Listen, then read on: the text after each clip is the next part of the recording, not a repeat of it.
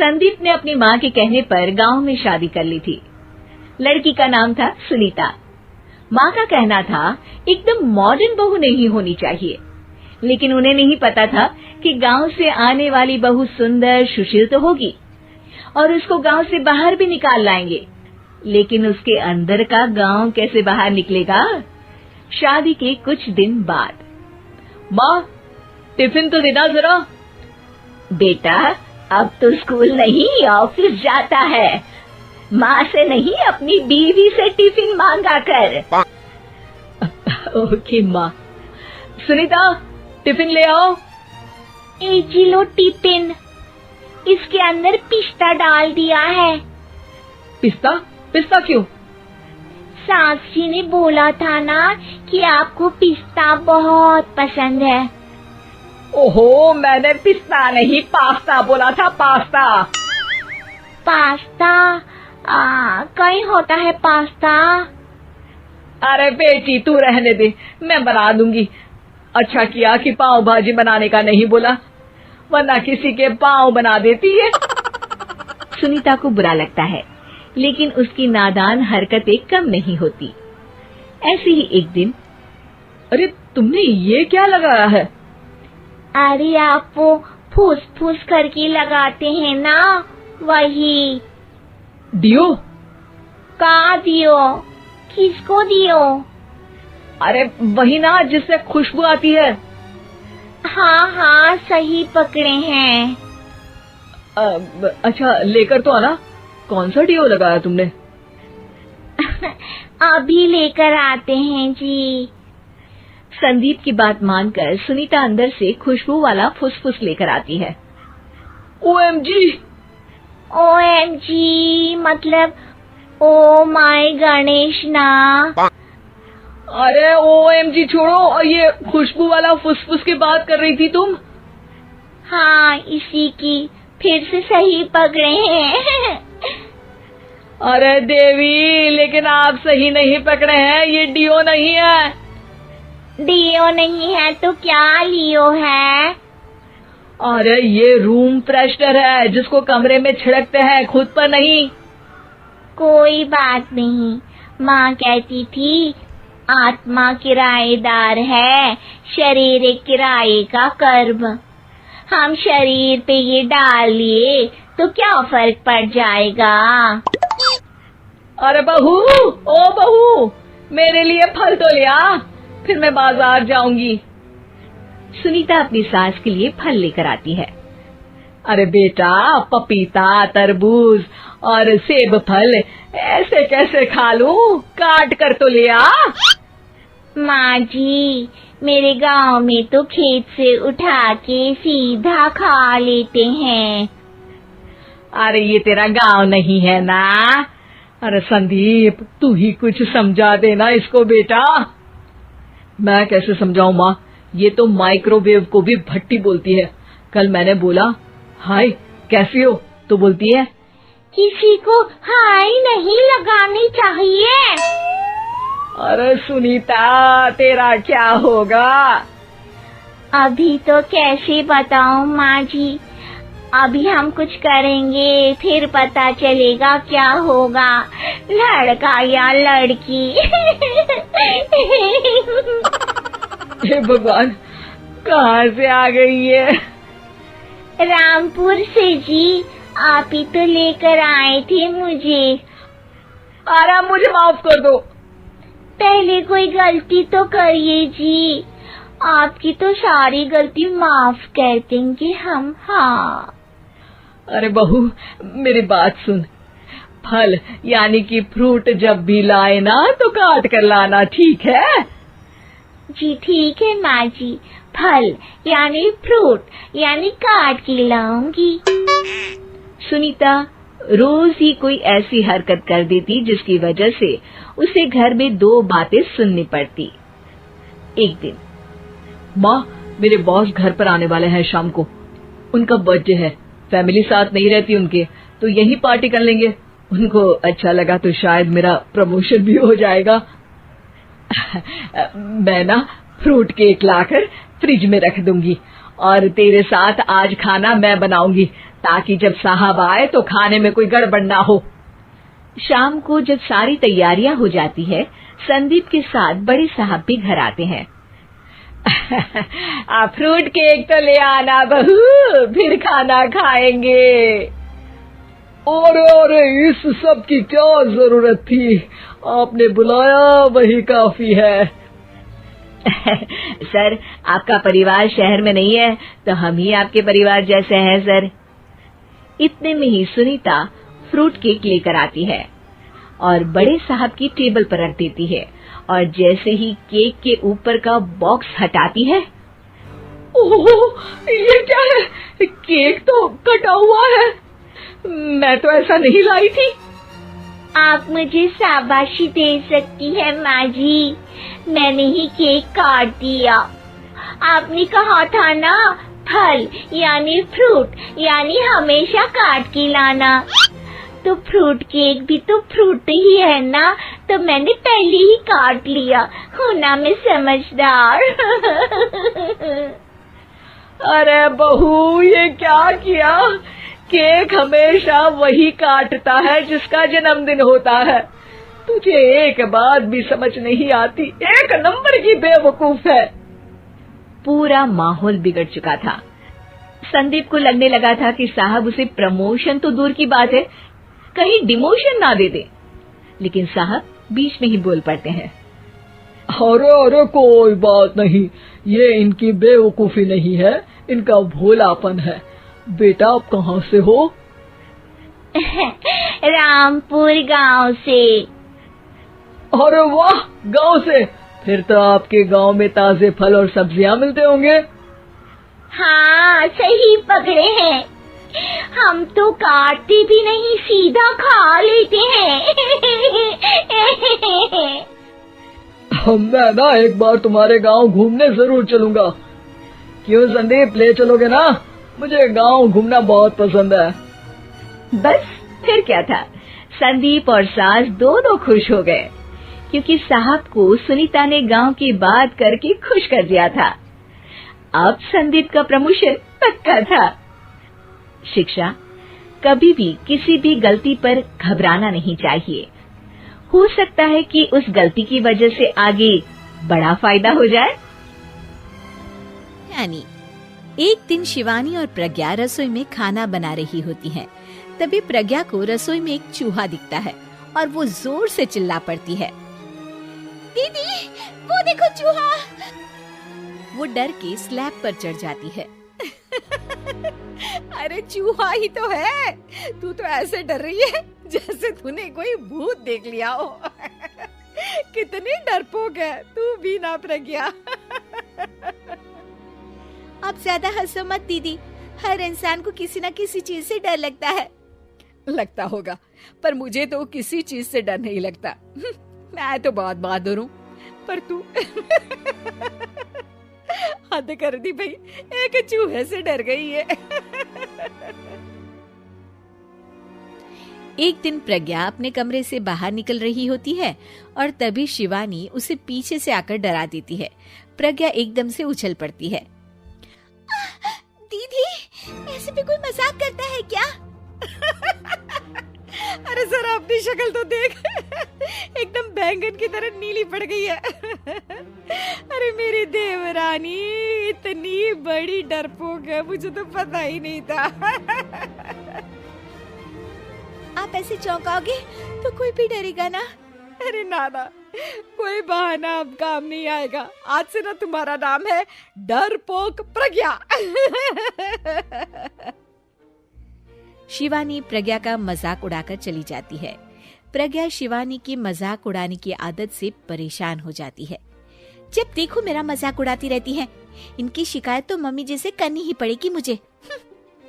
प्रज्ञा अपनी सास के पास जाती है और उन्हें सारी बात बताती है कि किस तरह उसकी जेठानी उसके डर का मजाक उड़ाती है।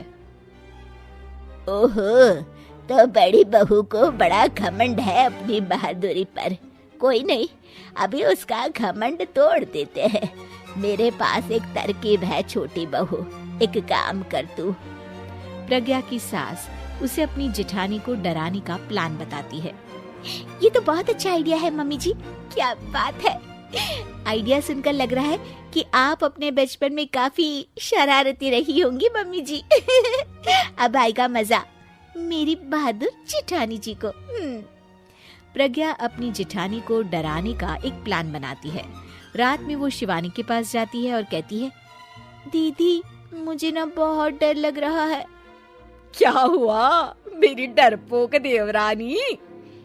दीदी मैं छत पर गई ना तो मुझे ऐसा लगा कि कोई वहां है।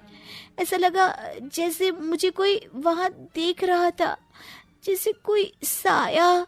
अरे क्या बक रही हो, तेरा वहम होगा। नहीं नहीं दीदी, आप चलो ना प्लीज मेरे साथ, मुझे तो बहुत डर लग रहा है। मेरी एक साड़ी सूख रही थी, वही लानी है। प्लीज आप चलिए ना ऊपर मेरे साथ। ओफो चल। प्रज्ञा शिवानी को बहाने से छत पर ले जाती है और वो उसके पीछे चल रही होती है।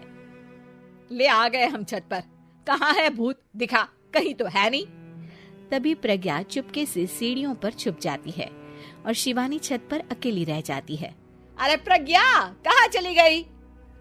प्रज्ञा एकदम से सीढ़ियों का दरवाजा बंद कर देती है। अब शिवानी को डर लगने लगता है। मैं नीचे चली जाती हूँ। लगता है प्रज्ञा भी नीचे ही चली गई है। तभी उसके सामने एक खुले बाल सफेद साड़ी में औरत खड़ी होती है। शिवानी उस औरत को देखकर डर जाती है। हाल तू जलाल तू आई बला को टाल तू, हाल तू जलाल तू आई बला को टाल तू।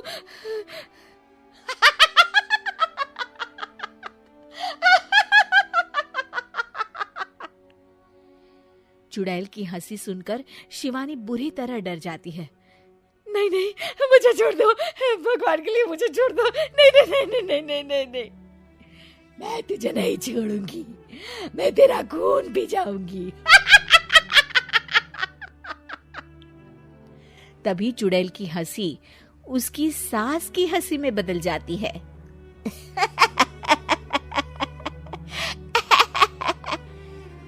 मम्मी जी, ये तो मम्मी जी की आवाज है।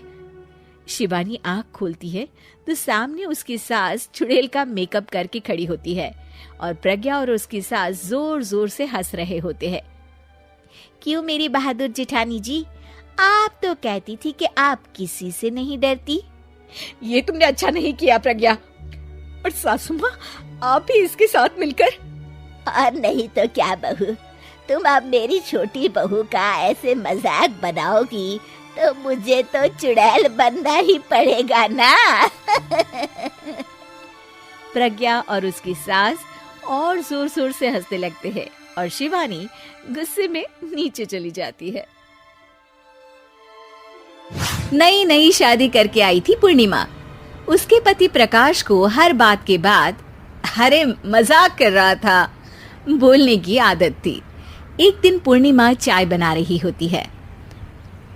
सुनो ना, ये मसाला चाय में सच में अगर मिर्ची, नमक, प्याज, लहसुन वगैरह का पेस्ट मिला दे तो चाय मसालेदार हो जाएगी ना। अरे आप कुछ भी मत बोलिए। अरे मजाक कर रहा था। प्रकाश कभी कभी मजाक करता था, लेकिन कई बार उसका मजाक ऐसी बात के साथ आता जिसको सुनने के बाद किसी को मजा तो नहीं पर गुस्सा जरूर आ जाता। जैसे एक दिन प्रकाश ऑफिस जाते हुए हड़बड़ी में कहता है, अरे मेरे मोजे कहाँ मौज मार रहे हैं? अभी लाई। पूर्णिमा प्रकाश को मोजे लाकर दे देती है। अरे मेरी फाइल कहाँ है, मैं लेट हो रहा हूँ। रुकिए अभी लाई। फाइल भी आ जाती है। अरे वो टिफिन तो ला दो, कितना लेट करवाओगी? एक तो सामान इधर उधर पटक देते हो, मुझे ढूंढ के लाना पड़ता है, फिर मुझे कहते हो कि लेट हो रहा हूँ। अरे जल्दी जल्दी हाथ चलाओ ना। 8 हाथ नहीं है मेरे, 2 ही है। ऑक्टोपस दिख रही हूँ क्या? हाँ ठीक है, जाओ जल्दी से टिफिन लेकर आओ। 2 हाथ तो है ना, उन्हीं का ठीक से इस्तेमाल कर लोगी तो लेट नहीं होऊंगा मैं। पूर्णिमा टिफिन लेकर आ जाती है। वैसे तुम थक जाती होगी ना इतना सब काम करके। हाँ और नहीं तो क्या। तो मैं कुछ इंतजाम कर लेता हूँ। काम वाली लाओगी क्या? अरे नहीं नहीं, दूसरी शादी कर लूंगा।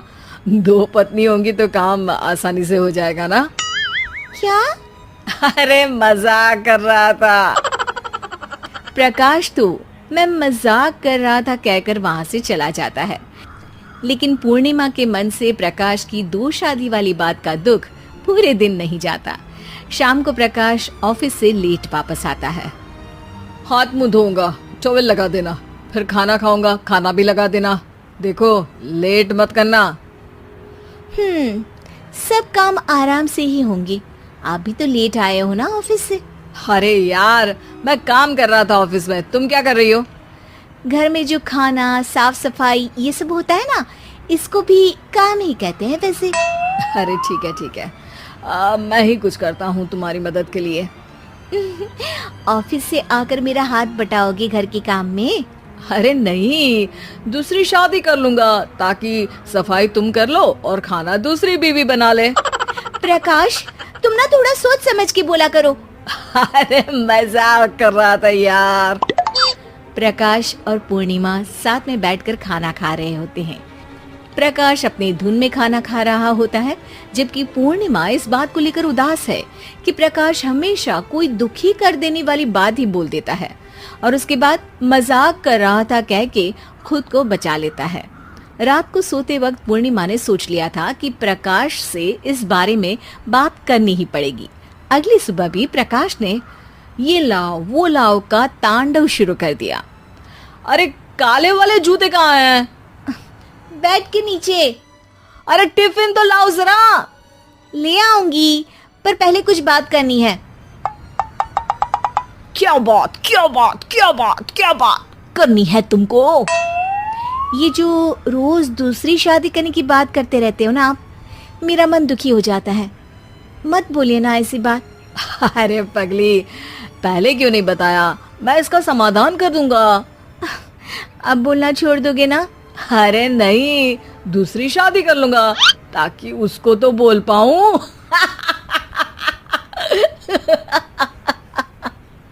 उफ़ो, तुम कभी नहीं सुधरोगे। मजाक कर रहा था। पूर्णिमा की बात को प्रकाश हंसी में उड़ा देता है। पूर्णिमा बहुत भारी मन से टिफिन लेकर आती है। ये लीजिए टिफिन। अरे मैं तो भूल ही गया, आज मेरे बॉस के बेटे की बर्थडे पार्टी है, तुमको भी बुलाया है, रात को तैयार रहना। रात को पूर्णिमा और प्रकाश बॉस के बेटे की बर्थडे पार्टी में पहुंच जाते हैं। वहां प्रकाश के ऑफिस के और भी लोग हैं जिनको पूर्णिमा पहले से जानती है। केक कटता है, लोग खाना खा रहे होते हैं। वहीं पूर्णिमा और प्रकाश ऑफिस के लोगों के साथ बैठे बात कर रहे होते हैं। मेरे हस्बैंड तो खुद काम भी करते हैं और बच्चों को भी संभाल लेते हैं। हाँ भाई, अरे घर के थोड़े बहुत काम तो करने ही होते हैं ना। मेरी पत्नी भी अकेले सब कब तक करेगी? मैं तो सिर्फ ऑफिस का ही काम करता हूँ, घर का सब काम तो पूर्णिमा ही करती है। पूर्णिमा, तुम अकेले सब कैसे कर पाती हो? नहीं जी, बहुत थक जाती हूँ वैसे। तो प्रकाश से हेल्प ले लिया करो ना। अरे बोला तो है इनको, पर इन्हें लगता है कि ऑफिस का काम ही सब कुछ है, तो मैंने भी एक समाधान सोच लिया है। अच्छा, क्या पूर्णिमा, घर में काम वाली बाई रखोगी क्या? अरे नहीं, दूसरी शादी करूंगी ताकि एक हस्बैंड ऑफिस का काम कर ले और एक मेरे घर में मदद कर ले। पूर्णिमा की बात सुनते ही सब कुछ सांप सूख जाता है और प्रकाश के मुंह से तो केक का टुकड़ा गिर जाता है। अरे क्या बोल रही हो? कुछ पता भी है क्या? अरे मजाक कर रही थी, वैसे ही जैसे तुम करते हो। प्रकाश का मुंह खुला का खुला रह जाता है और उनकी आंखें भी खुल जाती है। प्रकाश समझ जाता है कि हर बात के पीछे अरे मजाक कर रहा था बोलने से वो बात मजाक नहीं हो जाती। किशन और मोहन दो जिगरी दोस्त थे। दोनों ही साथ पले बड़े और साथ ही पढ़ाई लिखाई भी की, लेकिन स्कूल के बाद दोनों अलग हो जाते हैं। मोहन, हम दोनों आज अलग हो रहे हैं, लेकिन आज से ठीक 20 साल बाद इसी चौराहे पर मिलेंगे। दोनों एक दूसरे से वादा करके अलग हो जाते हैं। किशन दूसरे शहर में आगे की पढ़ाई करने चला जाता है, तो मोहन अपने पिता के साथ उनकी दुकान में हाथ बटाने लगता है।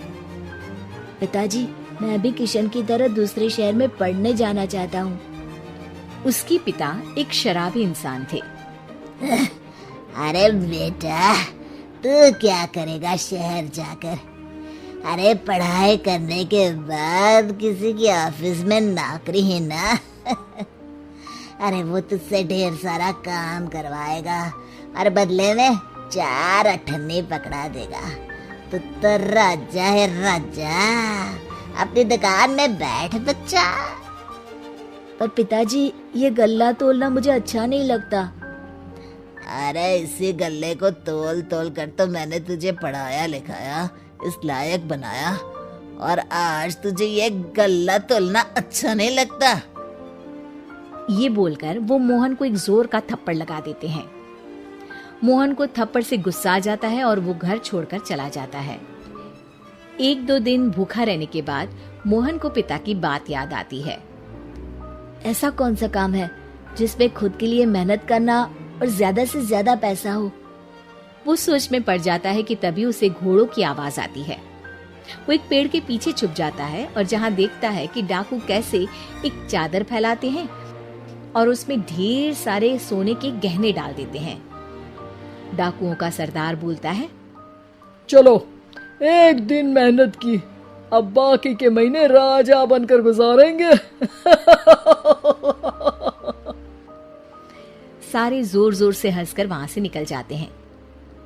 अरे वाह, ये तो सच में बड़ा ही अच्छा बिजनेस है। फिर क्या था, मोहन ने छोटी मोटी चोरी का काम शुरू कर दिया। कभी किसी की चेन खींच लेता तो कभी किसी की पॉकेट मार लेता। उसे इस काम में मजा आने लगा। वाह, ये तो अच्छा काम है। पिताजी ठीक कहते थे, कुछ नहीं रखा पढ़ाई लिखाई में, सारा वक्त पढ़ो, फिर किसी और के लिए काम करो, और महीने के अंत में वो पकड़ा देगा 4 अठन्नी। ना बाबा ना। धीरे धीरे समय बीतता जाता है और मोहन जाना माना चोर बन जाता है। लोग उसके नाम से कांपते और कोई भी पुलिस वाला उसे पकड़ ही नहीं पाता। सभी उसका चेहरा पहचानते, लेकिन वो कहाँ रहता है ये किसी को पता न था।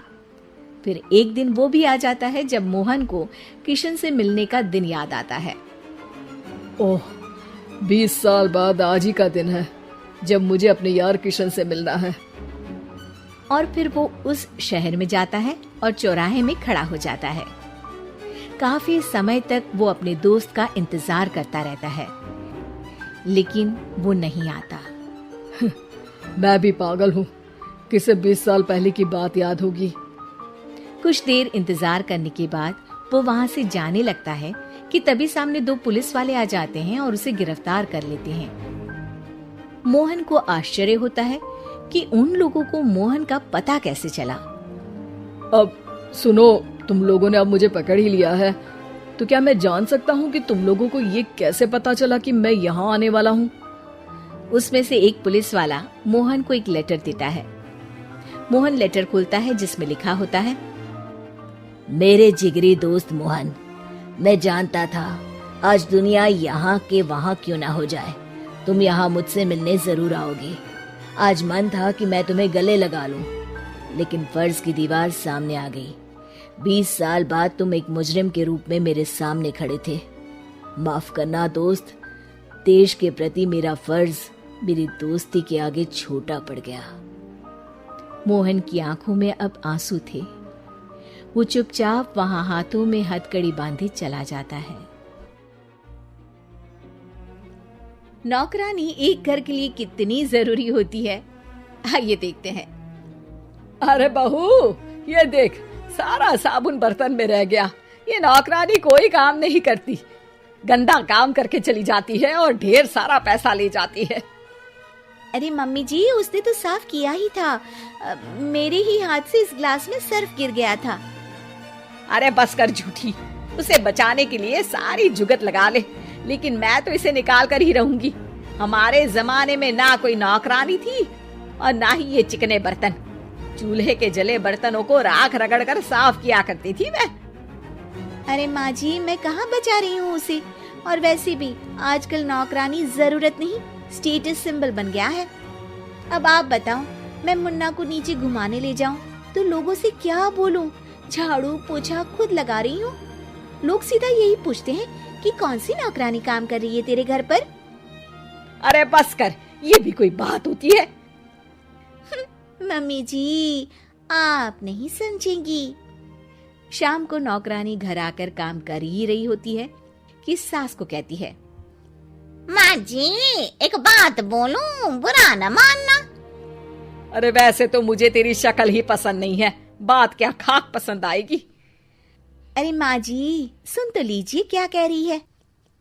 तो मैंने कौन सा उसका मुंह पकड़ लिया है?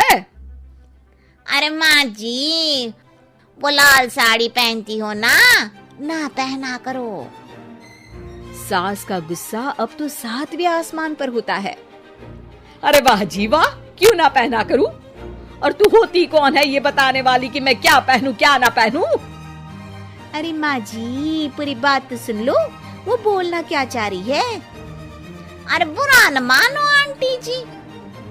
अरे कौन है आंटी? अपनी उम्र देखी है तूने? 2-4 साल ही छोटी होगी मुझसे और मुझे आंटी बोल रही है। बहू सर पर हाथ रख लेती है। अरे अच्छी खासी उम्र दराज हो और आंटी ना बोलूं? मैं तुम्हारी बहू से भी 4 साल छोटी हूँ। क्यों दीदी? बोलती भी क्या, एक तरफ सास यानी पति की माँ, तो दूसरी तरफ नौकरानी जिसके बिना घर का काम नहीं चल सकता। वो दरअसल माँ जी की शादी भी बहुत जल्दी हो गई थी ना। अच्छा ये झगड़ा छोड़ो, ये बताओ तुम माँ जी को लाल साड़ी पहनने से क्यों मना कर रही हो? वो ना, इनकी उम्र की सारी औरतें सोसाइटी में इनके लिए बात करती हैं कि तुम्हारी सास बुढ़ी घोड़ी लाल लगाम है। बहू को ये सुनकर गुस्सा आ जाता है। अरे वाह वाह, कौन बोलता है जी? खुद क्या है यहाँ की औरतें, बाल सफेद लेकिन टाइट जींस और कोई कुछ भी पहने। अरे पहनना हमारा निजी हक है, किसी को कुछ हक नहीं बनता कि वो मेरी सास के लिए कुछ बोले। मैं आज ही जाकर माँ जी के लिए लाल जींस लेकर आऊंगी, फिर देखो कोई क्या बोलता है। अरे चुप लाल जींस। अरे सुन नौकरानी की बच्ची, जाकर बोल दे उन लोगों से कि उन लोगों की तरह मैं उड़ती नहीं फिरती हूँ घर बार छोड़कर। अपने बच्चों और नाती पोतों में मन लगाती हूँ, ना कि सारा दिन ताश के पत्तों में आंख गड़ाकर 3 पत्ती खेलूं। नौकरानी वहां से चली जाती है। वैसे बहू, नौकरानी के क्या फायदे हैं ये तो पता नहीं, लेकिन सबसे अच्छा तो ये कि पता चल जाता है कि कौन किसके लिए क्या बोल रहा है। सोसाइटी में तेरा नौकरानी रखने का इरादा बिल्कुल ठीक था। अगले दिन उन लोगों के घर की बेल बजती है। बहू दरवाजा खोलती है कि सामने कुछ औरतें खड़ी होती हैं। अरे बहू, कहाँ है तेरी सास? बुला जरा। अरे बहन जी, आप सारी एक साथ आइए आइए, कैसे आना हुआ? अरे 3 पत्ते खेलने आई हैं, क्यों खेलोगी? क्यों नहीं, वैसे भी बड़े दिन हो गए, एंटरटेनमेंट हुआ नहीं। बहू जा जाकर पकोड़े तो बना ला। अरे बस करिए, आगे कुछ पीछे कुछ। वैसे तो कहती है कि परिवार पर ध्यान देती है, हमारी तरह 3 पत्तियां नहीं खेलती। हमने कौन सा परिवार छोड़ दिया? सास सक पका जाती है। अब ये किसने कहा? मैं तो कहती हूँ कि मैं भी थोड़ा बाहर निकलूं। आपने ही तो कमला नौकरानी से ये सारी बात की थी। सास और बहू को अब सारी कहानी समझ आ जाती है कि सोसाइटी की औरतें क्यों भड़क रही हैं। माफ करिए आंटी, मैं छोटी हूँ लेकिन फिर भी पहले तो आप लोगों ने माँ की लाल साड़ी का मजाक उड़ाया था ना। हाँ उड़ाया था, लेकिन उससे पहले तो तुम लोगों ने हमारी जीन्स के बारे में बात की थी। अरे क्यों ना पहने हम जीन्स, तुम्हारे पैसों की थोड़ी ना है। सास और बहू सर पकड़कर बैठ जाती है। देखा बहू, ये खेल कर गई तेरी नौकरानी। यहाँ की बात वहाँ तो वहाँ की बात यहाँ। दोनों किसी तरह औरतों को समझा बुझाकर घर भेजती है और कसम खाती है कि नौकरानी को नौकरानी ही रहने देंगी। दुल्हन। मयंक की बीवी नेहा की हाइट बहुत ही कम थी। वो इतनी नाटी थी कि लोग उसका कई बार मजाक बना देते। अरे नेहा, तेरे लिए तो मुझे किचन में टेबल रखना पड़ेगा। माँ जी, इतनी भी नाटी नहीं हूँ मैं। और हाँ, हिल्स पहनकर तो बिल्कुल आपके बराबर आ जाती हूँ। अरे तेरे पापा ने महंगी कार का लालच दे दिया, वरना तो मेरे बेटे के लिए लंबी लंबी लड़कियों की लाइन लगी थी। क्या बताऊं तुझे, कटरीना फैल थी उनके सामने। पर माँ जी, आपका मयंक भी तो हाइट में कौन सा अभिषेक बच्चन की तरह है जो कटरीना मिल जाती। वैसे भी मेरी और इनकी जोड़ी तो राम सीता की जोड़ी है, राम सीता की। एक दिन सभी खाना खा रहे होते हैं, तभी माँ, दाल बहुत अच्छी बनी है, जरा और देना। रुको जी, मैं लेकर आती हूँ, किचन में है, वैसे भी मैं खड़ी ही हूँ। ये सुनकर सास हंसने लगती है। तुम खड़ी हो या बैठी, एक जैसी लगती हो। बस कीजिए जी, अभी हिल्स नहीं पहनी है, वैसे भी हिल्स पहनती हूँ तो आपके बराबर ही लगती हूँ। एक दिन नेहा सब्जी लेने बाहर निकलती है तो पड़ोसन कहती है, अरे देखो देखो कितनी नाटी है, मयंक तो दिखने में अच्छा है, हाइट भी ठीक ठाक है, फिर क्या जरूरत थी ऐसी नाटी बहू लाने की। दहेज बहन दहेज, अंधे हो गए थे पैसों के पीछे, अब करे जगह साई। दोनों की बात नेहा सुन लेती है और उसे बहुत गुस्सा आ जाता है। आंटी जी, एक बात बताओ, मेरे पापा के पास पैसे हैं, उनको अच्छी लड़की की तलाश थी, ये पसंद आए और शादी हो गई, इसमें मेरा क्या कसूर है जो आप लोग मुझे सुना रही हैं? अरे नहीं नहीं नेहा, हम तो तेरी सास की बात कर रहे थे कि कितनी लालची औरत है। देखिए, वो लालची नहीं है, हाँ उनकी कुछ शौक है जो वो अपने बेटे से पूरा करवाना चाहती है, और देखा जाए तो उसमें उनकी गलती भी क्या है भला। अगर इन्होंने मुझसे शादी की है तो जरूर कुछ न कुछ तो अच्छाई नजर आई होगी ना। और अब ना तो मैं आपकी बहू हूँ और ना ही आपके रिश्तेदारों को मुझसे मिलना है, फिर ये बात समझ नहीं आई कि आप इतना परेशान क्यों हो रही हैं। ये बोलकर नेहा वहाँ से निकल जाती है। नेहा, चलो तैयार हो जाओ, हम लोगों को एक पार्टी में जाना है। नेहा तैयार होकर पार्टी में जाती है, जहाँ मयंक का दोस्त उससे कहता है, अरे मयंक, तू लकी है यार, तेरी बीवी की हाइट इतनी कम है कि तुझे बच्चे की जरूरत ही नहीं है, भाभी ही बच्ची जैसी है। और मयंक, मेरी बीवी इतनी कम हाइट की हो ना तो मैं तो घर से बाहर ही ना निकलूं, कहीं फुदक कर चली गई तो लेने के देने पड़ जाएंगे। सभी नेहा पर हंसने लगते हैं। तभी पार्टी की जगह पर आग लग जाती है। अरे भागो यहाँ से, जल्दी करो, निकलो यहाँ से। अरे लेकिन बाहर के दरवाजे पर ही आग है, अब कैसे बाहर निकलेंगे, कोई रास्ता भी नहीं है। अरे रास्ता है ना, अगर कोई इस खिड़की से बाहर निकलकर अगर सामने के दरवाजे में आग को बुझा दे तो सब निकल सकते हैं। तभी नेहा उस छोटे से जरोखे से बाहर निकलकर आग को बुझा देती है। अरे वाह, भाभी जी ने तो आज हम सबको बचा लिया।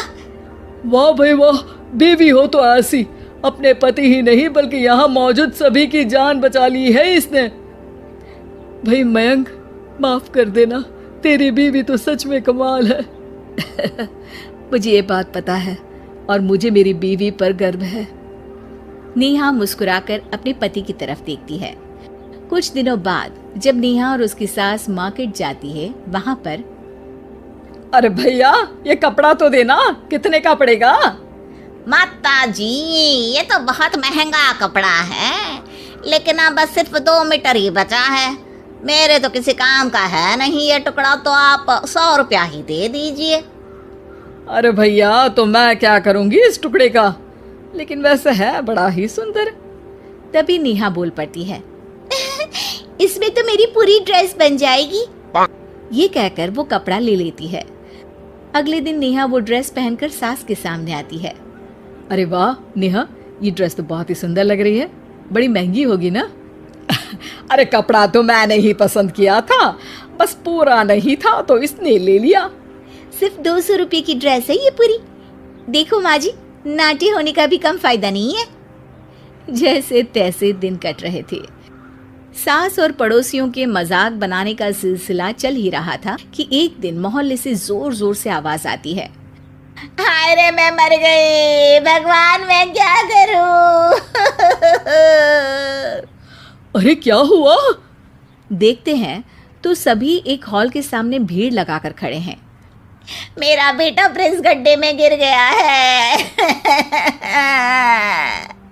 पड़ोसन जोर जोर से रोने लगती है कि तभी वहां नेहा आ जाती है। रोइए मत, मैं प्रिंस को लेकर आती हूँ। ये बोलकर नाटी सी पतली सी नेहा गड्ढे में घुसकर बच्चे को बाहर ले आती है। अब क्या था, एक बार फिर नेहा के लिए पूरा मोहल्ला तालियां बजाता है।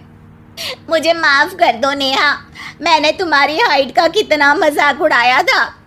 कोई बात नहीं मौसी, प्रिंस ठीक है, ये बात है। अब वो दिन आता है जब सास नेहा की तारीफ करती है।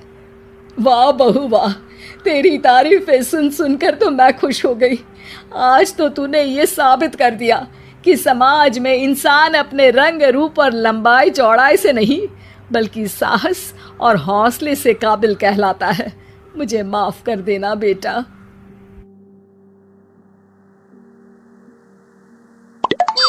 कंचन के बेटे ऋषि की शादी कहीं नहीं हो रही थी। एक तो ऋषि मोटा, ऊपर से कमाई भी कोई खास नहीं, लेकिन कंचन को तो शौक था मॉडर्न बहू लाने का, और उसे एक दिन ऐसी लड़की मिल भी जाती है। हमें तो आपका ऋषि बहुत पसंद है, लेकिन मैं आपको साफ साफ बता देती हूँ, मेरी बेटी के शौक थोड़े से अलग है बहन जी। अरे बहन, हमें सब पसंद है। आपकी प्रियंका जैसी लड़की की तलाश मुझे कब से थी, जींस पहनकर अंग्रेजी में गिटर पिटर बोला करे। अरे बहन जरा सुन तो लो, मेरी बेटी के शौक क्या क्या है। अरे नहीं नहीं बहन, बस लड़की को देख लिया तो सब कुछ देख लिया। आप ना शादी की तैयारी करो, और वो जरा सामान की लिस्ट भी दी है ना मैंने। हाँ बहन जी, सारा सामान शादी से एक दिन पहले ही आपके दरवाजे आ जाएगा। मजा आ गया, मजा आ गया। अब तो बस आप शादी की तैयारी करो। प्रियंका के माता पिता के जाने के बाद कंचन का पति उससे कहता है, अरे भाग्यवान, तुम तो कुछ ज्यादा ही जल्दी दिखा रही थी शादी की। अरे बोलने तो देती, लड़की की माँ क्या बोलना चाह रही थी। अरे आप चुप रहिए जी, कुछ पता भी है आपको, बस मुफ्त में बोले जा रहे हैं। मेरी दोस्त शशि की बहू देखी, लंबी पतली और पढ़ी लिखी, हजारों में कमाई और संस्कारी भी। अरे पर जब वो मेरी बहू देखेगी तो जल भुन जाएगी। लेकिन तुम तो शादी ऋषि के लिए कर रही हो ना, या शशि के लिए? तुम्हारा लड़का कुछ कमाता भी नहीं है और शरीर भी भगवान की दुआ से फूलता ही जा रहा है। फिर बोले आप हैं? फिर बोले आप? मैंने कहा ना, प्रियंका जैसी जींस पहनकर अंग्रेजी झाड़ने वाली बहू किस्मत वालों को ही मिलती है। चुप रहिए आप। पति के लाख कहने पर भी कंचन ऋषि की शादी प्रियंका से करवा देती है, लेकिन प्रियंका जैसे ही घर में आती है वैसे ही जोर जोर से चिल्लाकर नाचने लगती है। आज मेरे यार की शादी है, आज मेरे यार की शादी है, अरे नाचो मां नाचो। आज मेरे यार की शादी है। कंचन, उसका पति और ऋषि ये देखकर हैरान रह जाते हैं।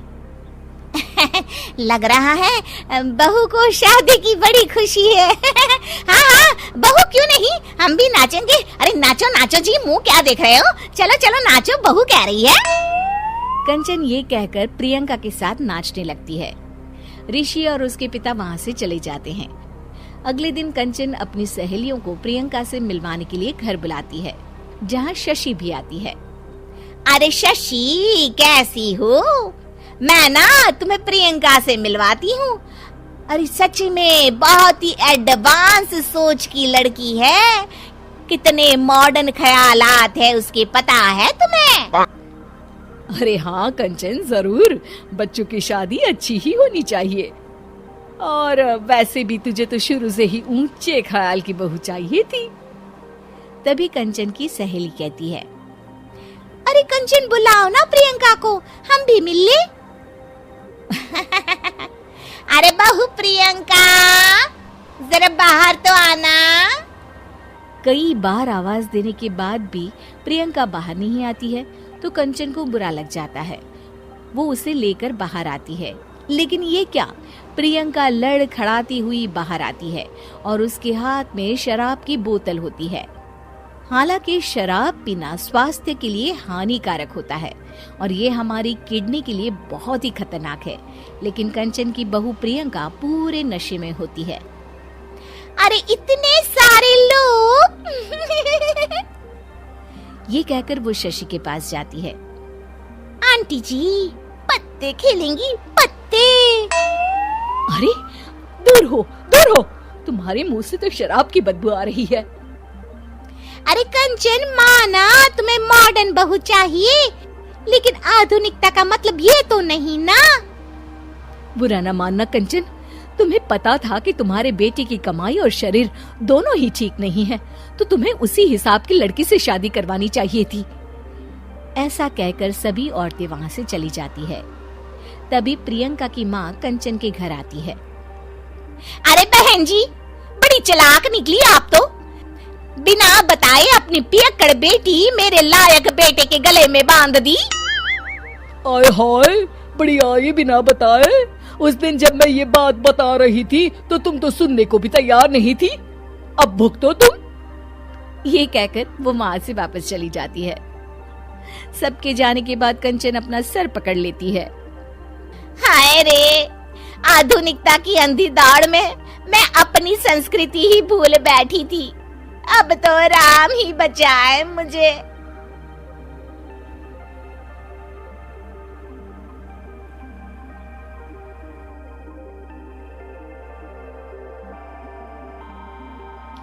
डरपोक सास बहू। जिगर और बलराज अपने अपने ऑफिस के लिए निकल जाते हैं, जिसके बाद तानिया और उसकी सास घर के काम में बिजी हो जाती हैं। तभी रसोई में से तानिया के चिल्लाने की आवाज आती है। ओए माँ, बचाओ रे! उश, उश, उश, भागो यहाँ से! तानिया की आवाज सुनकर उसकी सास भी वहां आ जाती है। अरे क्या हुआ? और इस तरह स्लैब पर चढ़कर क्यों बैठी हो? उस छिपकली की वजह से। है? छिपकली? अरे कहाँ है छिपकली? ऐसा बोलते हुए तानिया की सास भी डर कर स्लैब पर चढ़ जाती है। अरे जब इन छिपकलियों को घूमने के लिए हमने दीवार और छत दी है, फिर ये हमारे घूमने की जगह पर क्यों उतर आती है? मुझे क्या पता, सामने बैठी है, आप ही पूछ लो ना, साथ में भगा भी देना। इस पर सास डरते हुए स्लैब पर बैठी बैठी ही छिपकली को भगाने की कोशिश करती है। हुश, हुश, हुश, अरे जा ना, वापस अपने घर जा। सासू माँ, छिपकली है, कुत्ता नहीं। अरे हाँ हाँ, छोटी सी ही सही छिपकली तो है, तो तुम ही भगा दो ना। तानिया की सास उसे स्लैब से नीचे गिरा देती है, जिस पर छिपकली तो डरकर भाग जाती है, लेकिन दोनों सास बहू के बीच टॉम एंड जेरी वाला खेल शुरू हो जाता है। आपने मुझे धक्का क्यों दिया? मुझे कुछ हो जाता तो? अगर वो मुझे खा जाती तो? अरे छिपकली थी, डायनासोर नहीं। हाँ, सिर्फ छिपकली ही थी, और आपको उससे डर नहीं लगता तो खुद क्यों नहीं भगा दिया? अरे तेरे होते हुए अगर मुझे काम करने पड़े, फिर बहू होने का फायदा क्या है? इसी तरह सुबह से शाम हो जाती है। जिगर और बलराज भी ऑफिस से घर वापस आ जाते हैं, लेकिन सास बहू की तू मैं खत्म नहीं होती। आज इस सभा का मुद्दा क्या है? मम्मी ने मुझे छिपकली के सामने फेंक दिया। अरे वाह मेरे डरपोक, मुझ पर 30 साल से शेरनी जैसे हुक्म चला रही हो और एक छिपकली से डर गई। इस पर दोनों बाप बेटे हंसने लगते हैं, जिसे देखकर सास बहू एक दूसरे की शक्ल देखते हुए अब अपनी लड़ाई भूलकर उनसे लड़ना शुरू कर देती हैं। अरे आप ना ज्यादा बत्तीसी ना दिखाओ, नहीं तो शेरनी के एक पंजे से 32 के 32 दांत बाहर निकल आएंगे। अपनी माँ की इस बात पर अब जिगर अपने पापा को देखकर हंसने लगता है। अरे क्यों पापा, आ गया स्वाद। अभी आपको भी आएगा स्वाद। इस पर घर में सास बहू ड्रामा बंद होकर पति पत्नी नौटंकी शुरू हो जाती है, जिस पर तानिया से कहा सुनी के बीच जिगर अचानक चिल्लाते हुए कहने लगता है, कॉकरोच, इतना बड़ा कॉकरोच! हे भगवान, अब हमें इससे कौन बचाएगा? कॉकरोच का नाम सुनते ही दोनों सास बहू सारी लड़ाई भूलकर फुदक से कूदकर पास रखे सोफे पर चढ़ जाती हैं। अरे कहाँ है, अरे कहाँ है कमबख्त, अरे उसे भगाने की जगह अनाउंसमेंट तो ऐसे कर रहा है जिससे 12:40 की आखिरी लोकल है, छूटनी नहीं चाहिए। अरे भलाई का तो जमाना ही नहीं है। ठीक है भाई, अब मैं आपको बिल्कुल भी नहीं बताऊंगा कि आपके पीछे भी एक बहुत बड़ा कॉकरोच बैठा है। जिगर की बात पर एक बार फिर दोनों डर से उछल जाती हैं, जिसके बाद जिगर और बलराज इसी तरह कभी कॉकरोच तो कभी छिपकली का नाम लेकर उन्हें परेशान करते रहते हैं। अगली सुबह ये दोनों हमारे डर का ऐसे मजाक बना रहे थे जैसे खुद कभी किसी चीज से ना डरते हो। ये जिगर ना बचपन में तो चींटी से भी डर जाता था। पर मम्मी, उन्हें डराने के लिए मैं चींटी तो नहीं पकड़ सकती। अरे पागल औरत, इतना बड़ा होकर क्या वो चींटी से डरेगा? मतलब हमें बदला लेने के लिए कुछ अलग सोचना पड़ेगा। अरे वाह, क्या ब्रांड न्यू न्यूज़ दी है। सोचो अब। दोनों बहुत देर तक जिगर और बलराज को डराने के लिए अलग अलग तरीके सोचती हैं, पर किसी भी अंजाम तक नहीं पहुंच पाती, जिस पर तानिया की सास उससे कहती है, हम उन्हें नहीं डरा सकते, पर अपना डर तो खत्म कर ही सकते हैं ना। अगर हमारा डर खत्म हो जाएगा तो फिर वो अपने मज़े के लिए किसे डराएंगे और इसी तरह उनका पचका हो जाएगा। हाँ, नाइस आइडिया, पर मुझे इससे डर क्यों लग रहा है? सास की बातों से डरते हुए भी वो दोनों अपने डर को खत्म करने के मिशन पर लग जाती है, जिसमें पहला कॉकरोच सामने आते ही वो डर कर भाग जाती है। हमसे ना हो पाई मम्मी, इससे आप ही निपटो ना। अरे क्या आप निपटो, साथ चल, नहीं तो तेरे ऊपर ना छिपकली गिरा दूंगी। हाँ बस, हाँ पहले छिपकली पकड़ कर तो दिखाओ। अरे यार चल ना।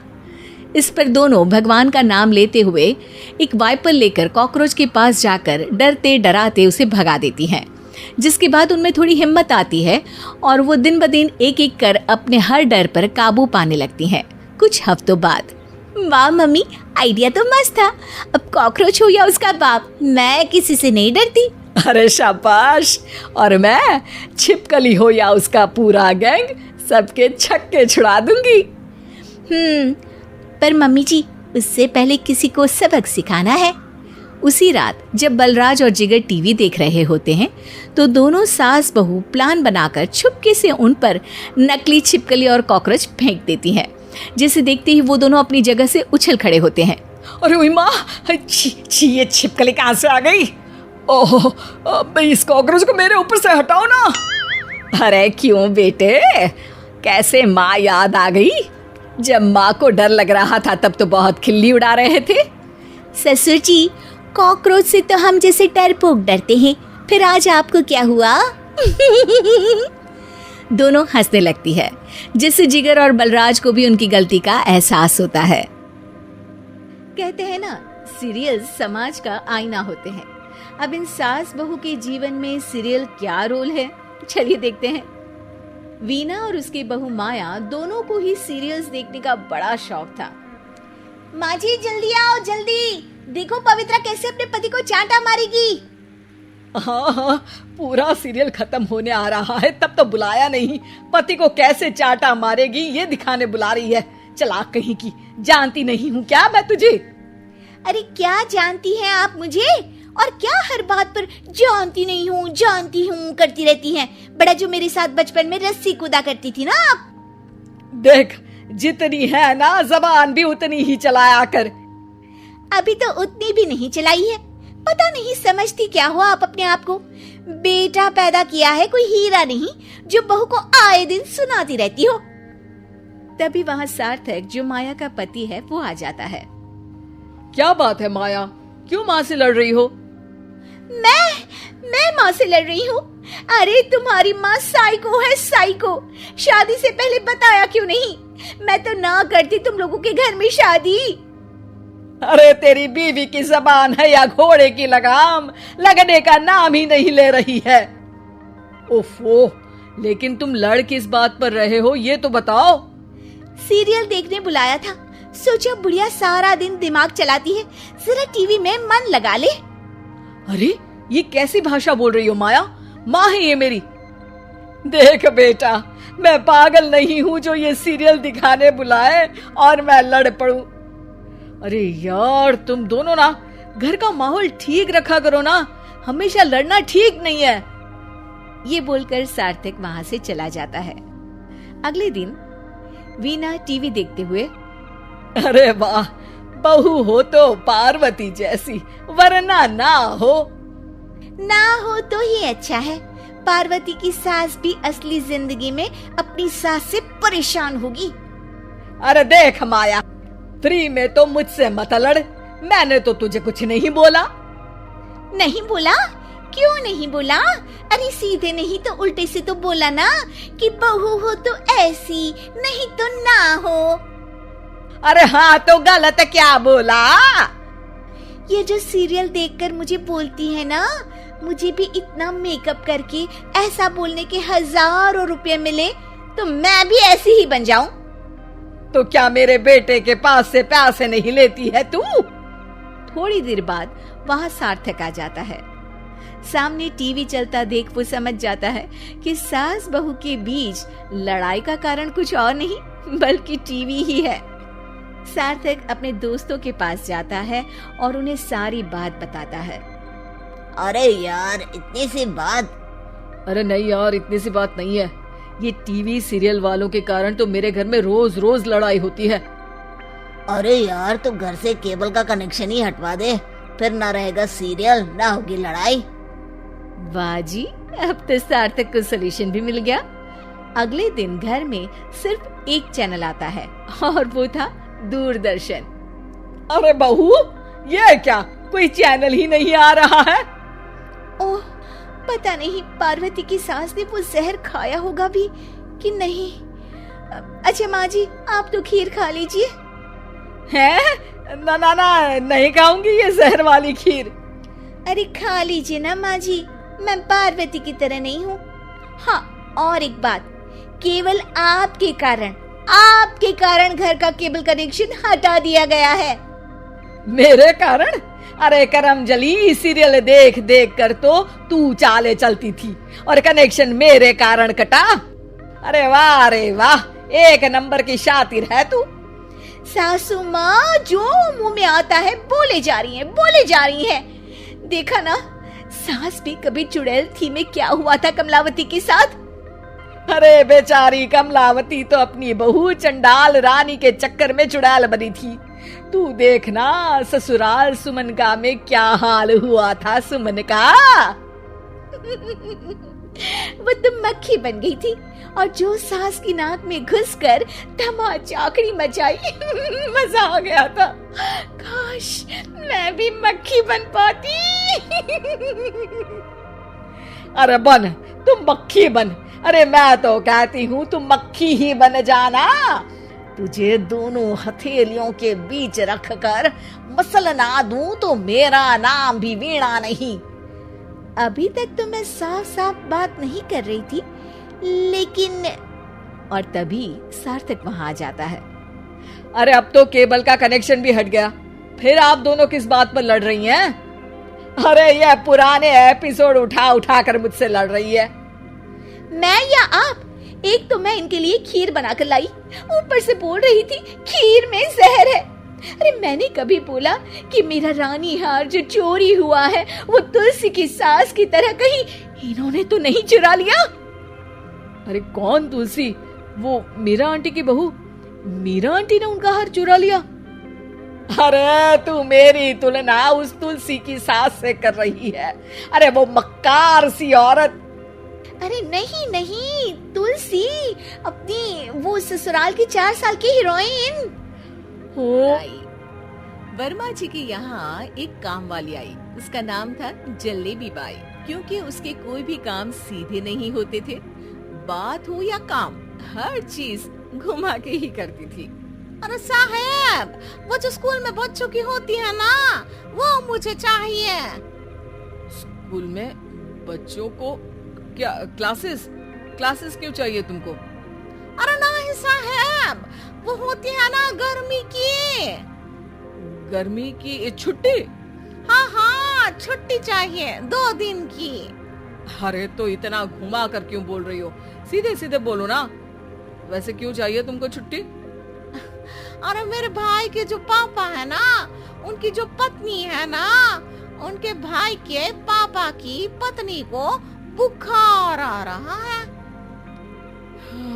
ओहो, ऐसी पहेली मत बुझाओ कि मुझे बुखार आ जाए। अरे सीधे सीधे बोलो ना जलेबी बाई। अरे देखो, मेरे भाई के पापा, मेरे पापा, उनकी पत्नी यानी मेरी माँ के भाई यानी मेरे मामा के पापा यानी मेरे नाना, और मेरे नाना की पत्नी यानी मेरी नानी को ना बुखार आ रहा है साहेब। अरे जलेबी भाई, तुम 2 नहीं 10 दिन की छुट्टी ले लो। बस अगली बार से ना ऐसी छुट्टी मांगना हो तो अनुराधा से मांगना, मुझसे नहीं। ठीक है। एक और बात साहेब। एक और बात सुनी तो मुझे पागल खाने जाना पड़ेगा। अरे पागल खाने क्यों जाओगे आप? अरे चावल ही खा लो। अरे जलेबी भाई, दिमाग का ढोकला मत बनाओ, जाओ यहाँ से प्लीज। वर्मा जी जलेबी बाई की घूमी बातों से जान बचाने के लिए उसे लंबी छुट्टी दे देते हैं और अनुराधा को बताते हैं। अरे आज तो उसने मेरे दिमाग के तार ही उलझा दिए। कितना घुमा घुमा के बात करती है जलेबी बाई। अरे तुम कहो तो मैं तुम्हारा हाथ बंटवा दूंगा घर के काम में, लेकिन जलेबी बाई को तो और झेल नहीं सकता मैं भाई। अरे शांत हो जाओ, मैं संभाल लिया करूंगी उसे, लोड मत लो आप उसको। हाँ, तुम संभाल लेना उसको, वरना मुझे नहीं संभाल पाओगी। मुझे आगरा के पागल खाने में ही भर्ती होना पड़ेगा। आगरा क्यों जाना? मुझे तो लगता है जलेबी बाई इस घर में थोड़े दिन और रही तो हमारा घर ही एक मशहूर पागल खाना बन जाएगा। तो दूसरी काम वाली ढूंढ ले क्या? अरे आजकल तो हर काम वाली बाई जलेबी जितनी ही टेढ़ी होती है। निकालेंगे नहीं, सिखा लेंगे उसको हम। लंबी छुट्टी के बाद जलेबी बाई घर आती है। अरे आ गई जलेबी बाई, नानी कैसी है तुम्हारी? और वो जो 2 के पहले आता है और जो 0 के बाद आता है।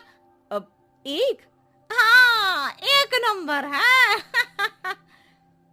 अच्छा, क्या हुआ था उनको? जो दिल टूटने पर होता है ना, चोट लगने पर होता है, पगार का पैसा कटने पर भी होता है। अरे क्या होता है? बुरा लगता है। अरे जो सर में होता है, पेट में होता है, और जिसे सही करने के लिए ना आदमी को डॉक्टर के पास ही जाना पड़ता है। दर्द? हाँ, दर्द हुआ था उनका हाथ पैर में। अच्छा, बस मेरे दिमाग में दर्द होने लगा तुम्हारी जलेबी जैसी बातें सुनकर। एक काम करो, ऊपर गेहूं की पोटली रखी है, तुम जल्दी से लेकर आओ, आज आटा पिसवाना है। जलेबी बाई भागकर छत पर जाती है और गेहूं की पोटली उठाने की कोशिश करती है, मगर वजन ज्यादा होने की वजह से उससे बोरी उठती नहीं। वो सोचती है कि पोटली जल्दी पहुंचानी है। बस जलेबी बाई के टेढ़े दिमाग में एक टेढ़ी तरकीब आती है। वो पोटली को छत पे घिसकर उसे बालकनी तक ले जाती है और छत से भीतर बरामदे में बोरी फेंक देती है। लाजी लो, हो गया जल्दी जल्दी काम। नीचे पहुंचती है तो देखती है कि अनुराधा वहां उसे गुस्से से देख रही है और नीचे पूरा गेहूं बिखरा पड़ा है।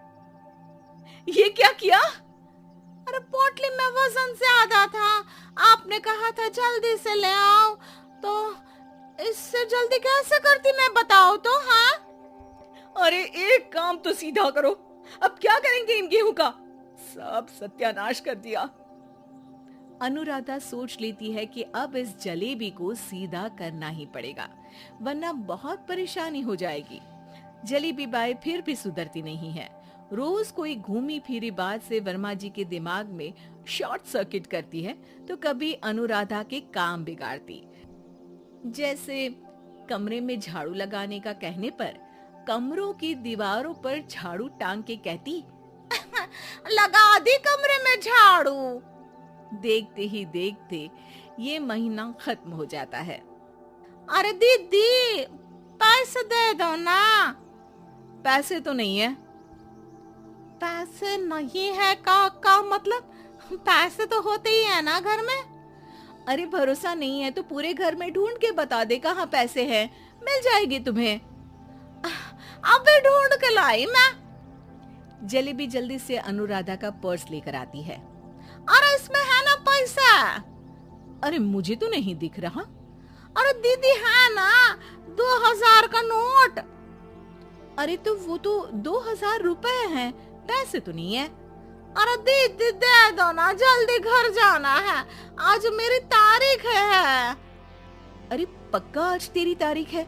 हाँ दीदी आज मेरी तारीख है, आज ही तो पगार लेती हूँ ना मैं। देखो आज तो 1 तारीख है, तेरी तारीख तो है नहीं आज।